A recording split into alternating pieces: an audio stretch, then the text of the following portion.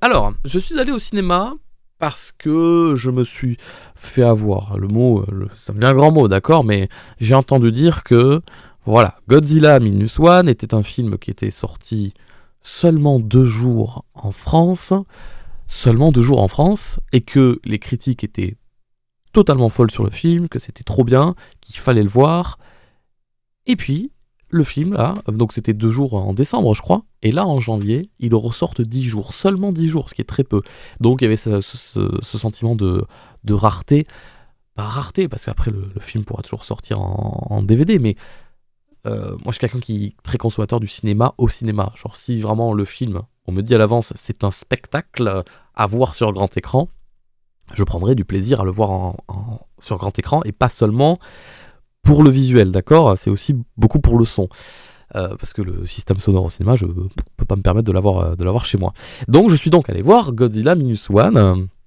Le jour de mon anniversaire, j'avais assez hâte, j'étais très curieux parce que j'entendais vraiment beaucoup trop de monde sur internet qui disait que le film était vraiment très très bien. Et force est de constater que oui, hein, le film était vraiment très très très bien. Et d'ailleurs, si je dois dire quelque chose pour commencer, c'est plus les jours passent, plus le film va disparaître des salles de cinéma. Là, il va y rester encore un peu plus d'une semaine, et encore peut-être juste une semaine, donc vérifiez.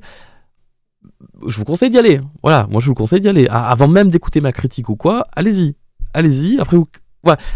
Faites ça d'ailleurs, parce que j'ai pas voulu... J'ai écouté les avis, mais j'ai pas écouté les critiques, parce que j'avais tellement envie de le voir et le découvrir par moi-même, ce film. Je voulais pas écouter les youtubeurs ciné qui donnaient leur avis, et je les écoutais après, hein, c'était intéressant, mais je voulais vraiment me faire mon propre avis par moi-même et pas me faire influencer. Donc allez-y, faut voir le film et venez écouter ma critique après. Et sinon je sais plus ce que j'allais dire, mais ouais, je savais pas à quoi m'attendre, c'est pas ça que je veux dire, mais c'est que Godzilla, moi ça me passe au-dessus, ça me fait rien de particulier, je sais ce que c'est Godzilla, je connais le principe du monstre. J'ai vu le film fait par les Américains, je crois que c'était Godzilla à New York, mais il y a longtemps, j'en parlais avec mon père, il me disait qu'il y avait Jean Reno à l'intérieur, je me rappelais même pas, donc je me rappelle plus tout de ce film, mais du coup ça m'a donné envie d'y jeter un petit coup d'œil juste pour le souvenir.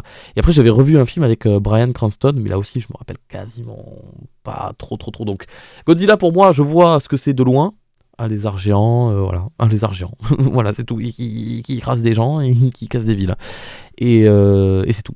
Et donc c'est pour ça j'y allais en mode bon, c'est pas mon monstre préféré, j'y vais pas en mode ouais, j'adore Godzilla, tu vois, je suis pas un mec ici, j'adore Godzilla.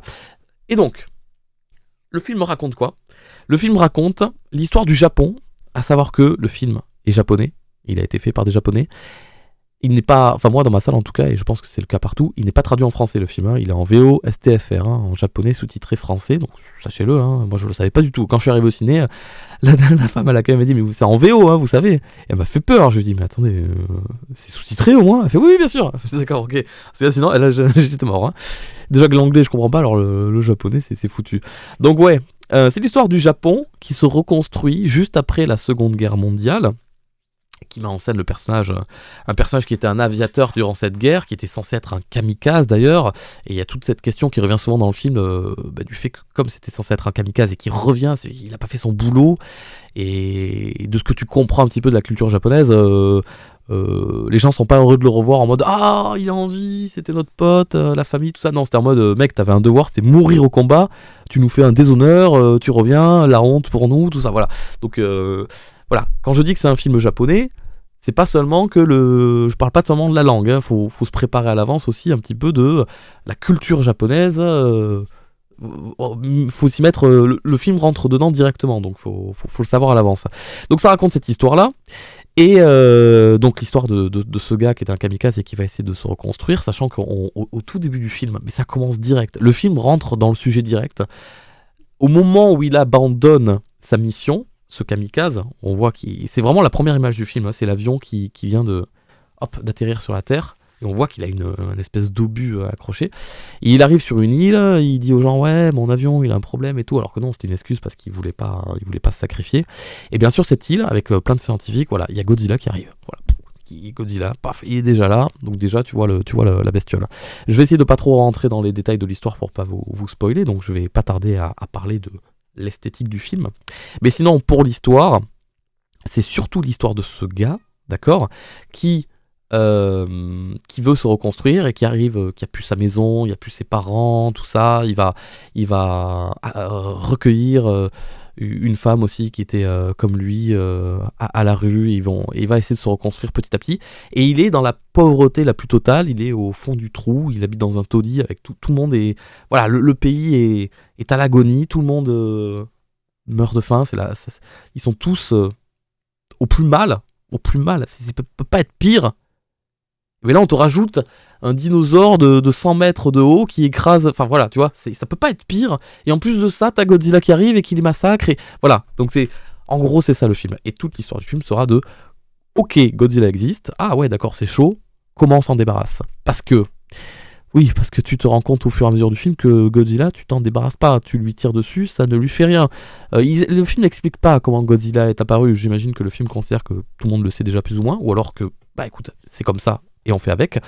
Et mais voilà, hein, Godzilla, il a des pouvoirs, hein, d'accord. Il peut se régénérer. Ça, je ne savais pas. Je ne savais plus, d'ailleurs.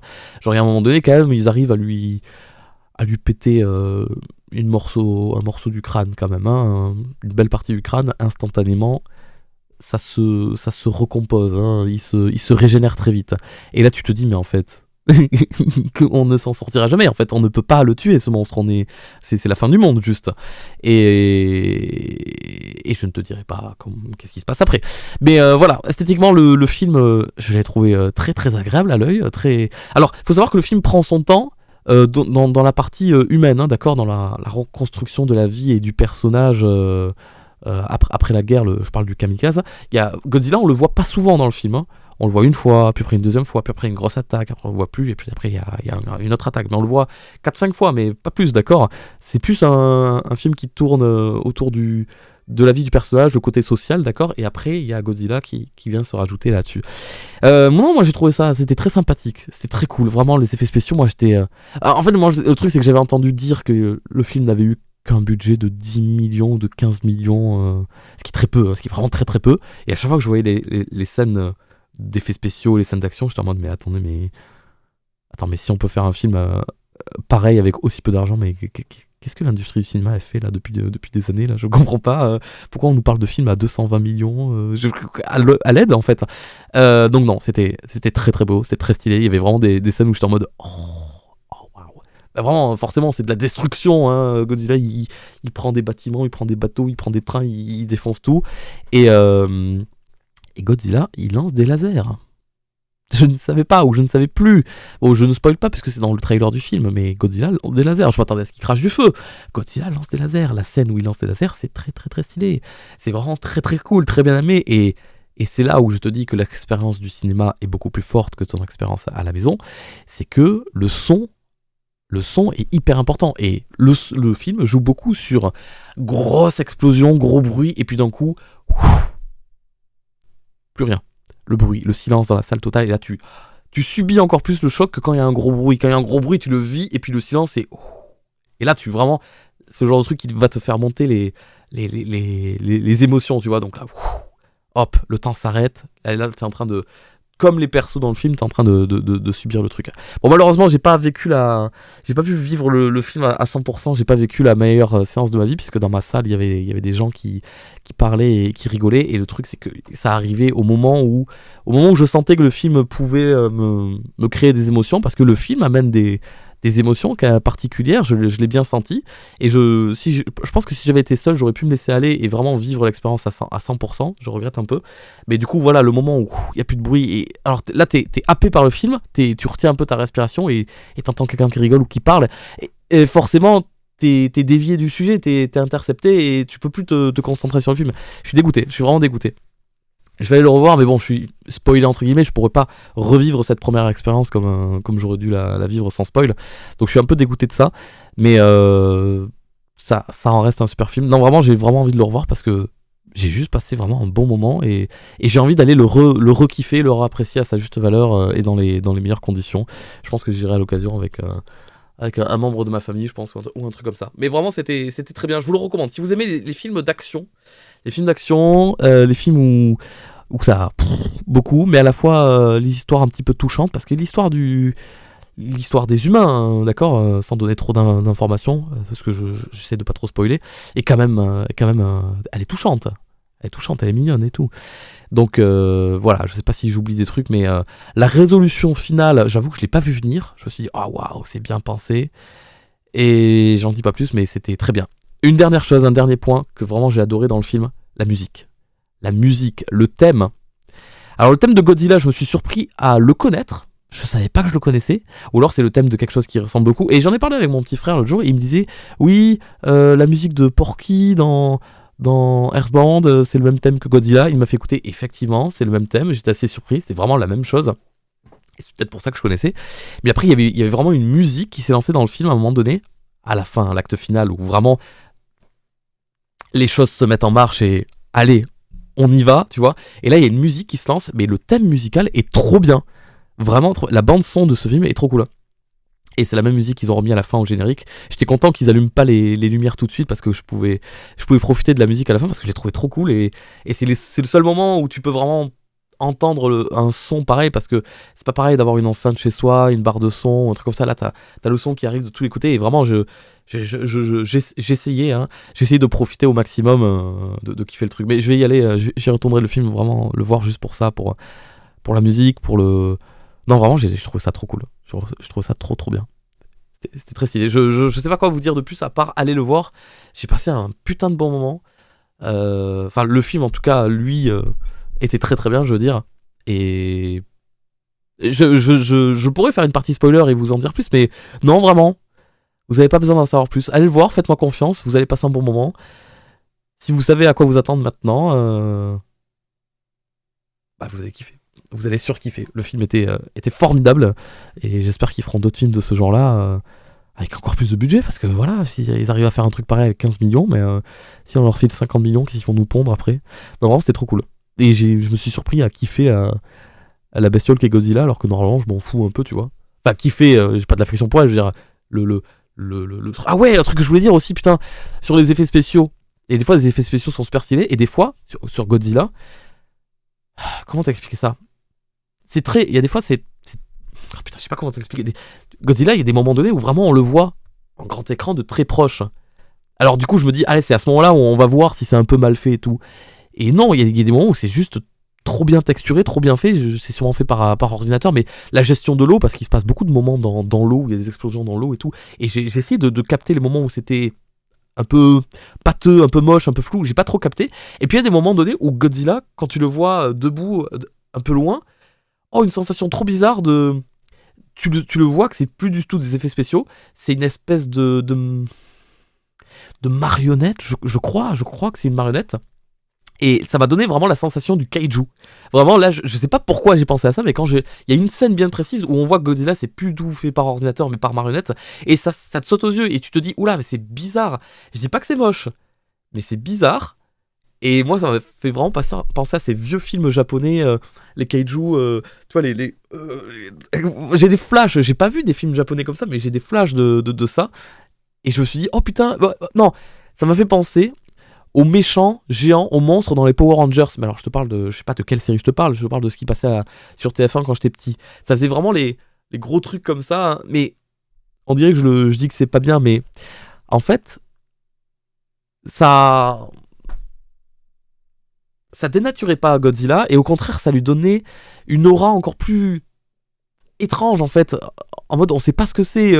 Et j'arrivais pas à reconnaître ce moment-là Godzilla, que le Godzilla qu'il y avait dans l'eau, où je savais que c'était fait en effets spéciaux. Et du coup, ça lui donnait vraiment une aura beaucoup plus monstrueuse, en mode, vas-y, il y a vraiment pas d'humanité derrière, c'est...